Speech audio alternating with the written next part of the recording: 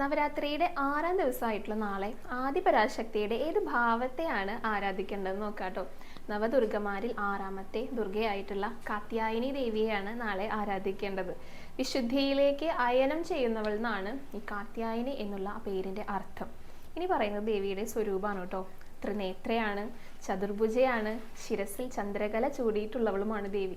സിംഹമാണ് വാഹനം. അപ്പോൾ സിംഹത്തിന് പുറത്ത് 4 തൃക്കൈകളോട് കൂടിയിട്ട് വലത്തെ കൈകളിലെ അഭയമുദ്രയും വരമുദ്രയും പിടിച്ച് ഇടത്തെ കൈകളിൽ താമരപ്പൂവും വാളും പിടിച്ചിരിക്കുന്ന ദേവിയുടെ രൂപം ഒന്ന് സങ്കല്പിച്ച് നോക്കൂ. അതാണ് കാത്യായനി ദേവി. ദേവിയെ ആരാധിച്ചു കഴിഞ്ഞാൽ രോഗങ്ങളിൽ നിന്നും ദുഃഖങ്ങളിൽ നിന്നൊക്കെ മുക്തി ലഭിക്കുന്നതാണ് വിശ്വാസം. അതേപോലെ തന്നെ ധനധാന്യ അഭിവൃദ്ധി ഉണ്ടാകുന്നു പറയാറുണ്ട് കേട്ടോ. പിന്നെ സർവ്വ ഐശ്വര്യദായികയായിട്ടുള്ള കാത്യായനി ദേവി കാത്യായനി മഹർഷിയുടെ പുത്രിയായിട്ടാണ് അവതരിച്ചത്. ദേവിയെ 6ാമത്തെ ദിവസം ആരാധിക്കുന്നത് കന്യകമാർക്ക് വളരെ വിശേഷപ്പെട്ടതാണെന്ന് പറയാറുണ്ട് കേട്ടോ. വ്യാഴത്തിന്റെ ദേവതയാണ് ദേവി. അതായത് സർവ്വ ധനധാന്യ സൗഭാഗ്യങ്ങളുടെ കാരകനായിട്ടുള്ള വ്യാഴത്തിന്റെ ദേവതയായതുകൊണ്ട് തന്നെ ദേവിയെ ആരാധിച്ചു കഴിഞ്ഞാൽ വ്യാഴപ്രീതി കൂടെ ലഭിക്കുന്നതാണ് കേട്ടോ വിശ്വാസം. ചുവന്ന പുഷ്പങ്ങൾ കൊണ്ടാണ് ദേവിയെ ആരാധിക്കേണ്ടത്.